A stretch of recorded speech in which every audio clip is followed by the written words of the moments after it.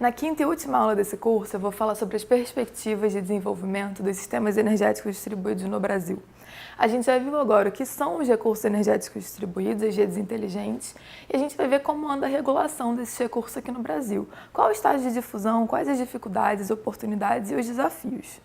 E nesse primeiro slide, a gente tem um mapa do potencial brasileiro para geração fotovoltaica. A gente vê que na região Nordeste, a área vermelha do mapa, um potencial muito forte, né? Então está muito concentrado, tem o potencial mais forte nessa área do Brasil. E como é que a gente mensura isso? Existe algum dado para a gente poder comparar, a gente poder entender o que é esse potencial? Existe sim. O potencial técnico brasileiro, de acordo com dados do EPE, corresponde a 230% do consumo residencial nacional no ano de 2013. Então é um potencial bastante alto. E nesse slide a gente tem um gráfico que apresenta a projeção de difusão da geração distribuída no Brasil.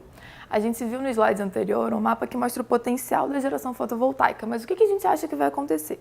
De acordo com a projeção da EPE, em 2026 a gente vai ter 3,9 gigawatt pico de geração distribuída total, o que inclui fotovoltaica e outras fontes. O que vai ser de fotovoltaica, né? O que vai ser de painel solar? A EPE prevê que vão ser 770 mil sistemas instalados em 2026, o que vai corresponder a 3,3 gigawatts, né? A maior parte desses 3,9 projetados. E essa capacidade instalada vai atender a 0,6% do consumo nacional de eletricidade. E qual que é o marco regulatório nacional? O que a gente tem em termos de regulação da geração distribuída? A regulação nacional foi publicada em 2012 pela ANEEL, através da Resolução Normativa 482, que regulamentou o acesso da micro e mini geração distribuída à rede de distribuição. Então, a partir de 2012, você instalava um painel na sua casa e você podia conectar o seu sistema à rede. Quais foram os limites máximos estabelecidos nessa regulação em termos de capacidade instalada? A ANEEL definiu que os sistemas de microgeração seriam sistemas de geração renovável com até 100 kW de capacidade instalada, enquanto os sistemas de mini geração seriam sistemas com capacidade entre 100 kW e 1 MW. Foi definido também o sistema de net metering, né, que é o sistema de compensação de eletricidade com base nos créditos de energia. E o prazo definido para a compensação desses créditos era de 36 meses a partir da data de geração. Então, você injetou eletricidade na rede, recebeu o crédito e você poderia usar esse crédito nos 36 meses seguintes, 3 anos. E também foram definidos 2 modelos de negócio. O primeiro, a geração na própria unidade consumidora, e o segundo, o autoconsumo remoto. No próximo slide eu vou falar um pouco melhor sobre esses modelos de negócio. Em 2015, a Resolução Normativa 482 foi atualizada pela ANEEL através da publicação da 687. Quais foram as mudanças trazidas pela Resolução Normativa 687? Primeiro, foram redefinidos os limites de capacidade. Então, sistemas de microgeração foram definidos para sistemas com capacidade de até 75 kW, enquanto a mini geração aumentou o limite máximo, passou para 5 MW e 3 MW para fonte hídrica. Também houve a extensão do prazo de validade dos créditos de energia. Antes você podia compensar por 36 meses, em 2015 isso mudou e passou para 60 meses, então foi estendido esse prazo.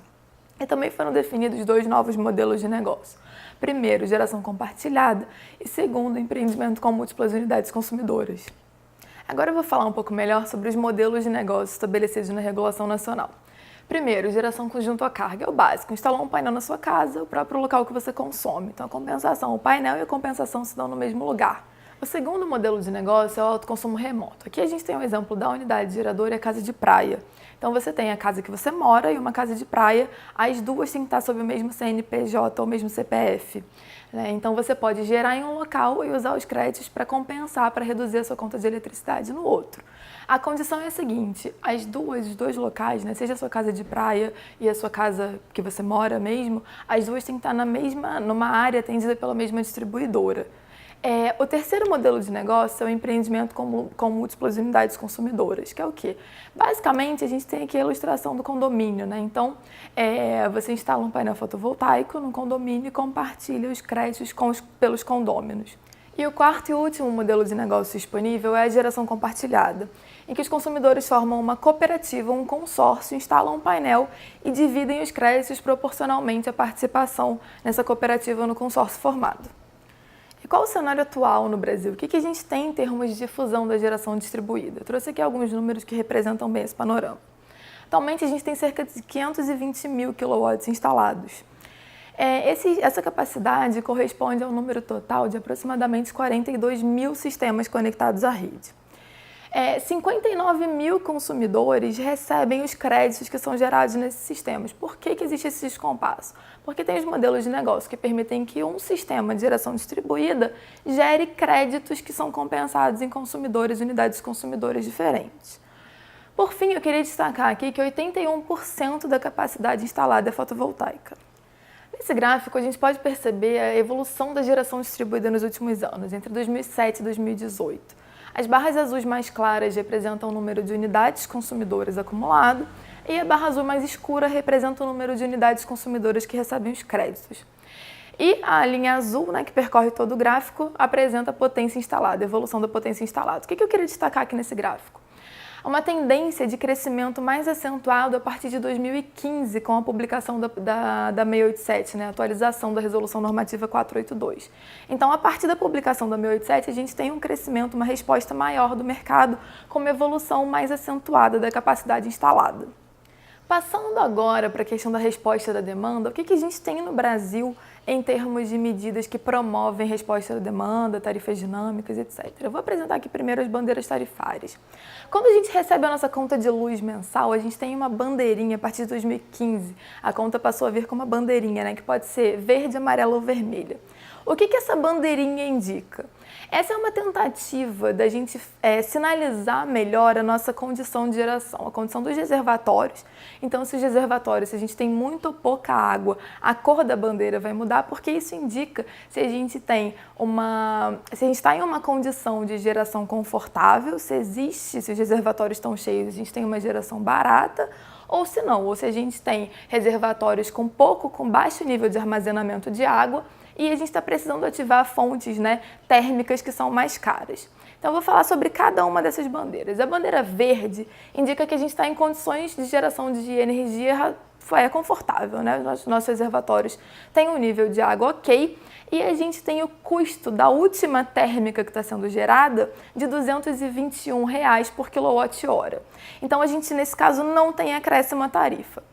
Já no caso da bandeira amarela, ela indica o quê? Condições menos favoráveis de geração de energia. A gente já tem algumas térmicas ativadas, então a gente tem os reservatórios não dando conta mais do sistema, a gente está com térmica ativada e, por conta disso, o custo da última térmica que está em operação aumentou. Ele está ali em torno de R$ 221 por quilowatt-hora e R$ 422 por quilowatt-hora. Então, já é um custo mais alto. A gente já está precisando de térmicas mais caras funcionando para cobrir a demanda, para atender a demanda. Nesse caso, a gente tem um acréscimo de R$ 1 a cada 100 kWh consumido. Já a bandeira vermelha tem dois patamares. O patamar 1 da bandeira vermelha indica já a geração em estado crítico. Então, a gente está com os reservatórios ainda mais vazios. Isso implica na necessidade de ativar térmicas ainda mais caras, com CVU ali no máximo 610 kWh, por quilowatt-hora. E a gente então já tem térmicas ativadas, térmicas caras e alta demanda. Nesse caso, a gente tem um acréscimo de R$ 3 por 100 kWh consumido. Isso dá uma indicação para o consumidor que ele tem que reduzir um pouco o consumo dele, porque se ele consumir mais, se ele continua consumindo mais, ele vai pagar mais por isso. Isso é uma tentativa de retirar um pouco da pressão sobre o sistema, de reduzir a demanda para responder a esse estado mais crítico de geração. A bandeira vermelha patamar 2, por fim, indica um estado ainda mais crítico, O CVU, a gente tem condições ainda mais críticas, custosas de geração e elas têm a seguinte implicação. A bandeira vermelha patamar 2 implica no acréscimo de R$ 5 por 100 kWh consumido. Então, nesse caso, o consumidor teria que reduzir ainda mais a demanda dele para tentar não pagar mais na conta de eletricidade. O segundo tipo de medida de resposta à demanda disponível no Brasil é a tarifa branca. O que é a tarifa branca? É um sistema de tarifas time of use, ou seja, por tempo de uso. Então, ela busca distinguir, diferenciar o preço da energia em termos horários, de acordo com a hora do dia em que você está consumindo. A adesão desse tipo de tarifa é facultativa, ou seja, você pode aderir ou não, de acordo com o seu perfil de consumo, você vê se é vantajoso ou não, então não é obrigatório, ao contrário da bandeira tarifária, que você tem que pagar esse acréscimo tarifário independente de você querer ou não. A tarifa branca é facultativa.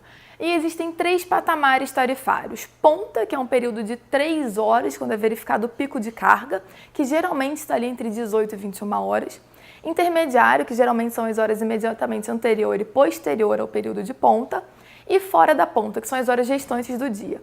Eu estou dando aqui esse parâmetro, né, entre 18 e 21 horas, mas a definição é de acordo com a distribuidora. Cada distribuidora pode definir esses horários de acordo com seu perfil, com o perfil de carga dos seus consumidores. Uma condição necessária para a aplicação da tarifa branca é a instalação dos medidores inteligentes. Então, se você for aderir a esse tipo de tarifa, a distribuidora vai ter que instalar um medidor inteligente na sua casa. Então, aqui, o objetivo das medidas de resposta à demanda que a gente tem no Brasil é fornecer uma melhor sinalização de preço para os consumidores. Uma diferença central entre a bandeira tarifária, que eu falei anteriormente, e a tarifa branca é o seguinte: a bandeira tarifária é uma sinalização que muda por mês. Então, cada mês a conta de eletricidade vem com uma bandeirinha. Então, ela é menos dinâmica, né? Ela muda menos. Já a tarifa branca é uma tarifa com um pouco mais de dinamicidade, porque você varia a tarifa de acordo dentro de um mesmo dia, né? Então, você tem vários patamares tarifários de acordo com a hora do dia. Então, a tarifa branca é uma tarifa mais dinâmica e a bandeira tarifária é uma sinalização que muda com menos frequência, né? Uma sinalização mensal. Mas as duas têm o mesmo objetivo geral, que é dar uma sinalização para o consumidor de como anda o sistema, das condições de geração de eletricidade.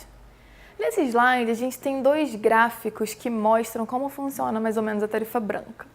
No primeiro, a gente tem como ela é aplicada nos dias úteis. Então, a gente tem a tarifa convencional, né, que seria a tarifa flat, que não muda ao longo do dia, e a tarifa branca. Então, nos horários fora de ponta, são as barras brancas, ela é um pouco mais baixa. Horário intermediário, que é a barra cinza, ela já aumenta. E nos horários de ponta, né, nessas 3 horas de dia de ponta, a tarifa é bem mais alta em relação aos patamares anteriores. Nos sábados, domingos e feriados, é aplicada a tarifa mais baixa, né? Então não tem essa diferença, essa distinção por horário, né? Não tem ponta e intermediário, a gente tem só o fora da ponta. Agora eu vou falar o que a gente tem no Brasil em termos de regulação dos postos de recarga de veículos elétricos. Essa é a regulação mais recente das que eu falei até agora, foi publicada em 2018, a Resolução Normativa 819 da ANEEL, e estabeleceu um mercado competitivo para a exploração dessa atividade. Então, qualquer agente pode instalar um posto de recarga se tiver interesse. Caso uma distribuidora de energia elétrica opte por realizar esse investimento, ela também pode. Então elas não estão vetadas de participar dessa atividade, mas os postos não vão ser reconhecidos na sua base de ativos. Então, eles não vão ser remunerados via tarifa de eletricidade. No Brasil, a gente tem o velho problema do ovo e da galinha, né, que estão aqui presentes mais uma vez na nossa aula. E por quê? Né? A gente tem um estágio muito incipiente de difusão dos veículos elétricos. A gente ainda tem um número muito baixo desses veículos no Brasil e isso dificulta a instalação dos postos de recarga, porque não tem muito interesse de explorar essa atividade e obter lucro, né? Não tem um potencial muito alto de obtenção de lucro, porque a gente ainda tem poucos agentes utilizando esse tipo de veículo e utilizando esse tipo de recarga, né? Então, quem vai ter o interesse em investir nesses postos? Por fim, eu vou apresentar a regulação dos medidores eletrônicos no Brasil. Essa regulação, a questão da propriedade e operação desses medidores, foi definida através da Resolução Normativa 502, publicada em 2012, e ela atribui às distribuidoras de eletricidade a responsabilidade pela instalação e operação dos medidores eletrônicos. No entanto, ela não define a obrigatoriedade das distribuidoras instalarem os medidores, tá? Então, não existe uma obrigação do rollout mandatório, ou seja, elas não têm que instalar os medidores para todos os consumidores. O que motivaria, então, a modernização da rede nesse caso, a instalação dos medidores mais modernos, se ela não é obrigada? Por que ela incorreria nesse custo, desembolsaria essa grana para instalar um medidor que ela não é obrigada pela regulação a fazer? Bom, existem alguns casos em que a instalação dos medidores eletrônicos se justifica. Por exemplo, quando você tem o objetivo de redução das perdas não técnicas, que é o que? O furto de energia, pode se justificar, porque o custo do medidor pode compensar, porque ela passa a ter um monitoramento maior do consumo, então reduz ali o caso da perda não técnica, né? Reduziria o furto de energia e a questão se compensaria. O custo que ela tem seria compensado pela redução do furto de eletricidade.